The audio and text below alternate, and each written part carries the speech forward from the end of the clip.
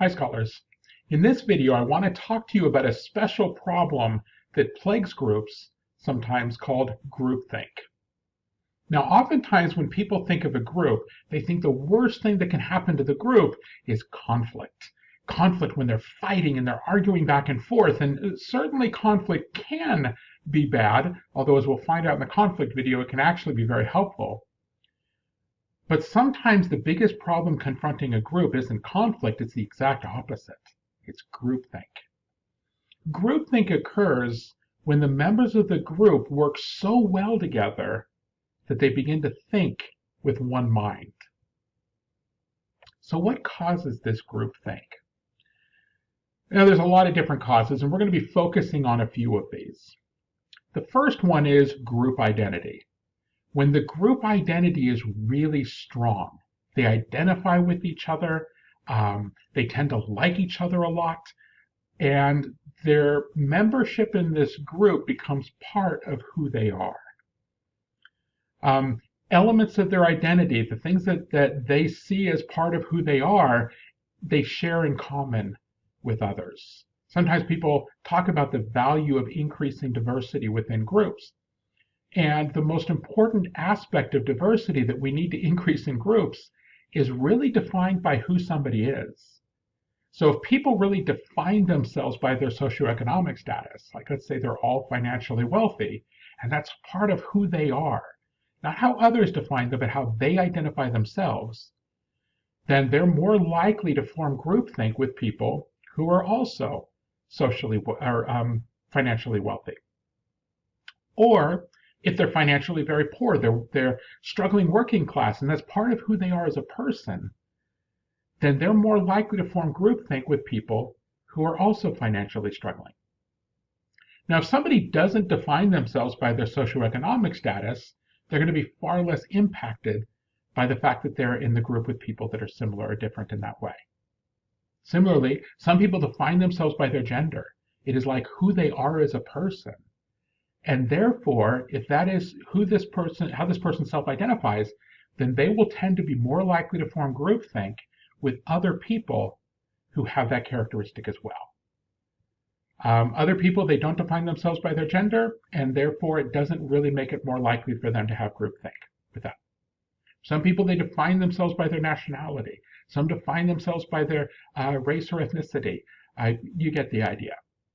So group identity is when the group itself becomes part of our identity. In other words, I'm a member of the such and such group, and that becomes part of who we are. Then that can lead to more groupthink. Or if who we believe we are, part of our identity, is shared with pretty much everybody else in the group. So that's one thing that can contribute to groupthink. Another one is a very strong and charismatic leader. If somebody's strong and charismatic and a problem is presented or a question is presented, they're very quick to offer their view. And not only do they offer their view, but they then tend to be very, very good at selling it. Then oftentimes everybody else in the group will begin to fall into line. And we call this the institutional imperative. The institutional imperative is that the leader says, here's what we need to do, and everybody else takes their job as finding facts and information to support what the leader already said. And of course, the charismatic leader doesn't have to be the person in authority, although it could be. It could just simply be there's one person in the group that can kind of get everybody to do whatever they want.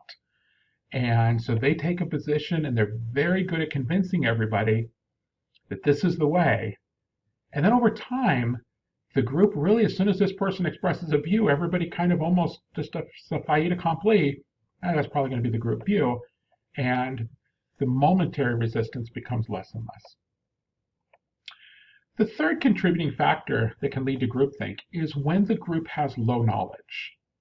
In other words, the group might be good at like very general knowledge. Let's say it's a group that is we'll use an example from another video where the group is in charge of the manufacturing of widgets. And it could be that this group is absolutely exceptionally good at widgets. They're very good at how to make things. They're very good at how to design things and so on. but maybe they have very little knowledge about marketing. So sometimes somebody can be really smart in some things, but really not in something else. And so low knowledge about the subject can oftentimes lead to groupthink. And part of the reason for that is each individual member knows that they don't know very much about this and is far less willing to challenge, to question. They're more likely to just simply, this is what the expert says, so this is probably the way to go. Or one person is really smart about this, let's just defer to them. And it's understandable to listen to experts, but we have to also remember that, we need to think as well and be ready to challenge even the experts. The fourth contributing cause that I want to talk about is when the group is under a lot of pressure to make a decision quickly. They have to make a decision soon. And so they're under stress.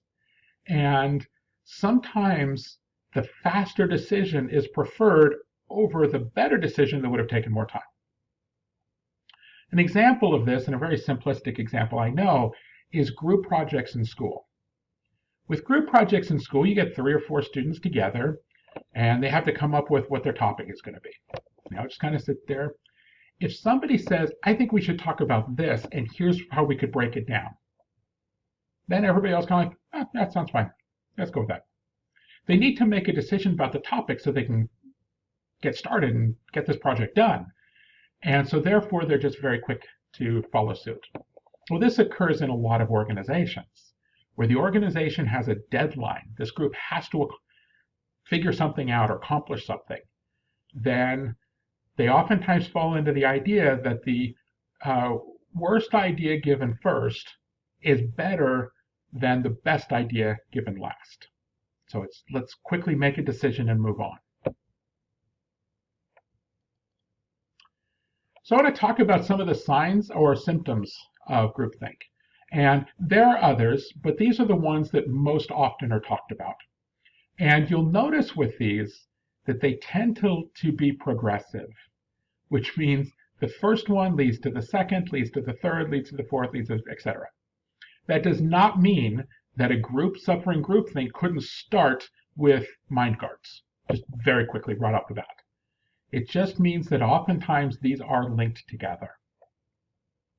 So the first symptom or sign is an illusion of invulnerability. They convince themselves that they can't fail. They can't lose.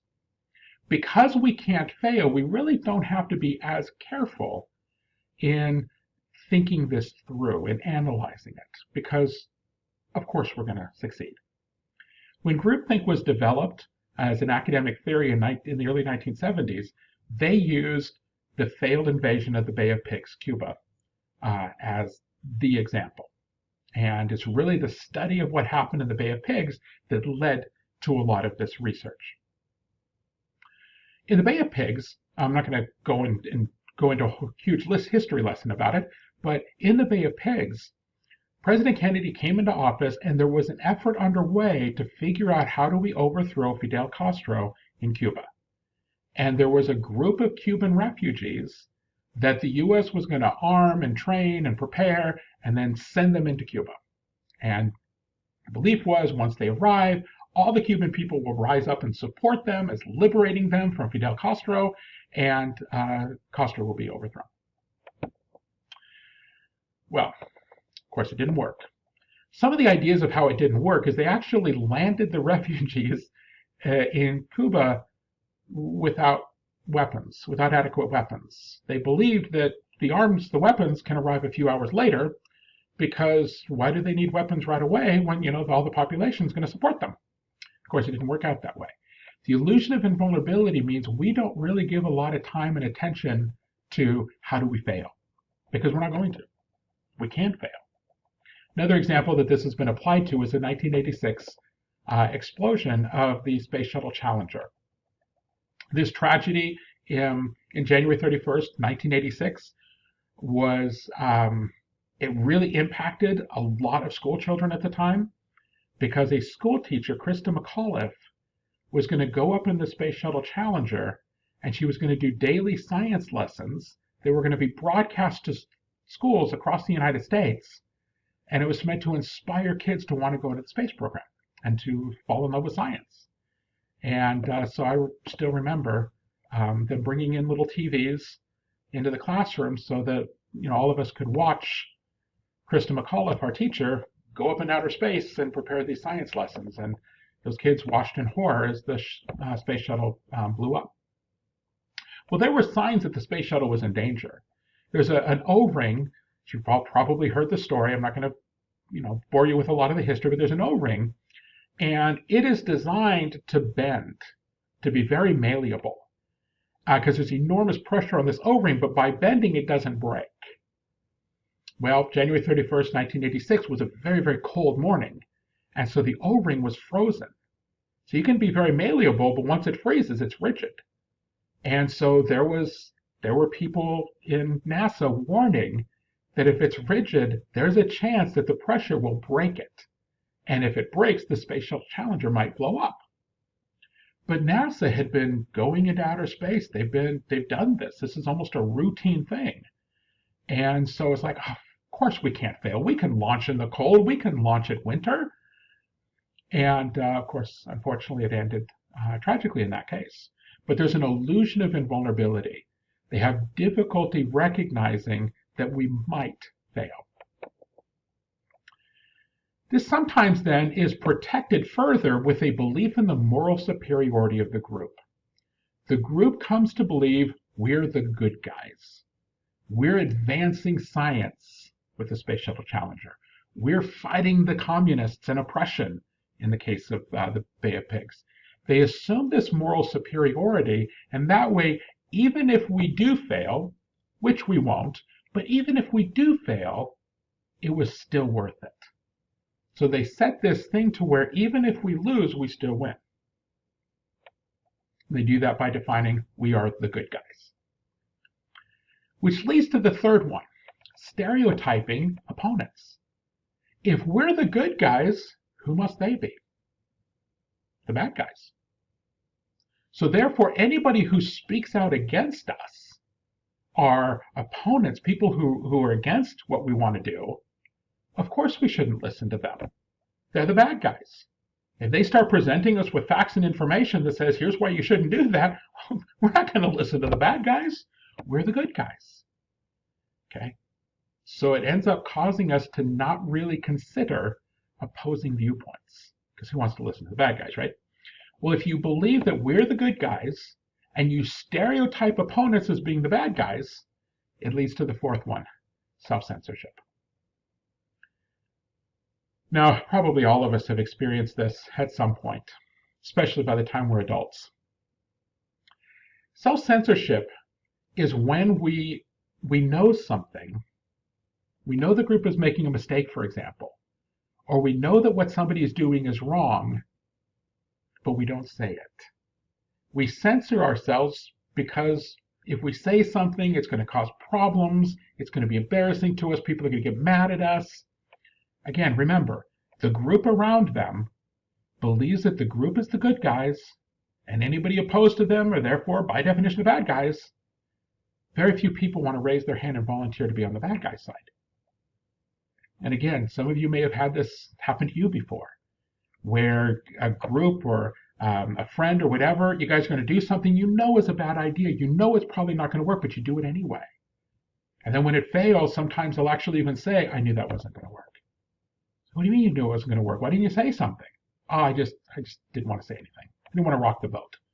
Okay, so the belief that if you speak out against this group think, this group mind, then you're going to be branded as the bad guy. Because those who are opposed are now censoring themselves, it gives an illusion of unanimity. It gives an illusion that everybody agrees with this, okay? That there is no dissent. The danger here is this is now going to bring about a problem of totality. There's a principle in philosophy and logic called the principle of tautology. And tautology basically says that which includes everything, in fact, includes nothing. So if the entire group decided No individual member of the group is responsible. Everybody said this is what we should do. If anybody begins to speak out and say, actually, I think this might be a bad idea, then they'll get direct pressure. Everybody begins to pressure them to go along. Okay, we got a group mind here. Try to pressure them into just fall into line. Don't rock the boat. Don't make problems. Now, for most people, this is enough. For some, it isn't. For some people, they continue to object. They continue to resist. And that's where very special members of the group, called mind guards, step in. Mind guards are oftentimes self-appointed because no group generally acknowledges that they're experiencing groupthink. The mind guard, this is a play on words. You're familiar with what a bodyguard is? A bodyguard protects a body. The mind guard protects the group mind. So their job is to make sure that nobody actually opposes the group mind. Now, the mind guard generally doesn't use intimidation, although they're willing to. They'll typically use whatever they think is most likely to get this person to comply. So they'll use mockery. They'll use sarcasm and jokes. What do you mean we can't launch the space shuttle in January? What are you kidding? Like the Russians can launch in the winter. We've been launching in the winter all this time. What are we only going to be going to have like a baseball season space program? That's ridiculous. Okay, they try to mock, they ridicule, they make fun of. Maybe, space is dangerous. Maybe you're just not cut out for this. Maybe you should really go look for a different job. Maybe NASA's just aiming a little too high for you. Okay. In other words, they try whatever they can to try to get this person fall into line and comply. The Bay of Pigs, you're being a communist sympathizer. You're providing aid and comfort to the enemy, which if you've read the law, that's a really, really big consequence thing. It's one of the few things that you can actually get capital punishment from the US government for. Not the only thing, but one of the very few. So mind guards will oftentimes, again, they try to use whatever tactic is necessary to get people to comply.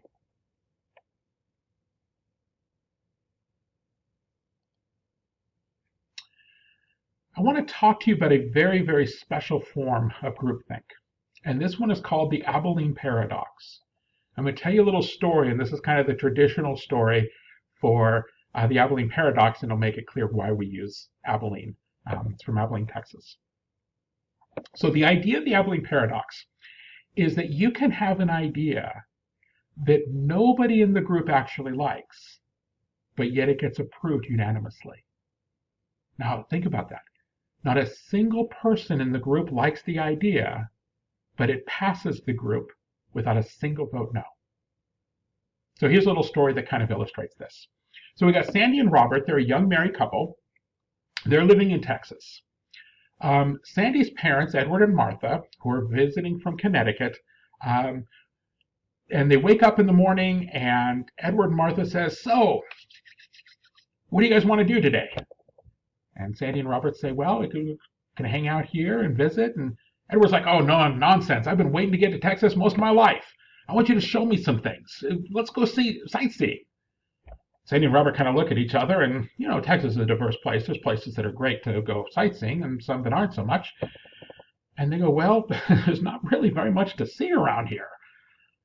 And Edward's like, "Oh, nonsense. I'm sure there's a lot to see." And Sandy and Robert are really kind of trying to struggle to think about what to do. And Martha says, "Well, it would be nice to get out. I mean, isn't there someplace we can go?" And finally, Robert just kind of says, "Well, I mean, gosh, we can go to Abilene." And Edward goes, Abilene, Texas. I've always wanted to go there. Let's go there." And Robert's like, "Really?" And Martha says, "Yeah, I think that would be wonderful." And Edward goes, "Let's go." Robert's like, "Okay." Sandy goes, "Okay, well, fine." And they all pack up the car, and they drive 110 miles to Abilene, Texas. Unfortunately, the air conditioning is kind of out of whack in the car, and it's about 110 degrees outside. Don't worry, it's dry heat. But it's 110. And they're sweaty, and they're tired. They get out, they walk around Abilene, which is not quite the huge, gigantic tourist attraction that Edward perhaps was hoping. They walk around Abilene for a couple of hours, maybe get some lunch. Then Martha's like, I'm getting kind of tired. Maybe we should head back. And they're like, yeah, let's get back in the car. And they drive 110 miles back. And then when they walk in, Martha, who is always the optimist, goes, well, that was fun. Edward goes, no, it wasn't. My gosh, that was miserable. Robert goes, yeah, I know. I hate that place. And Edward's like, well, why did you suggest it? Robert goes, you were telling me come up with something. That was the thing that came to mind. I threw it out. And everybody wanted to go. So in actuality, none of them really actually wanted to go to Abilene. It was just the quick, easy solution. Sometimes in a group, when you just need to come up with an answer, somebody throws out an answer and everybody just kind of, oh, okay, let's go with that. And that's the Abilene paradox, where literally an idea that is nobody's preferred choice ends up being the choice that is unanimously approved. And that is the strength that groupthink can have. So some solutions to groupthink. Certainly not an exhaustive list, but here are some that, again, oftentimes are talked about. The first one is for the leader to stay impartial. The leader staying impartial basically avoids the group getting a hint, this is where we're going. The leader being either the person with authority or that real charismatic group member that can basically get the group to do anything. So that really good charismatic leader stays neutral. The second is to invite opponents. Actually, for each of these, I just want to give an example. For the leader stays impartial. After the Cuban Missile Crisis, or the Cuban Bay of Pigs crisis, a little while later, in 1962, we had the Cuban Missile Crisis.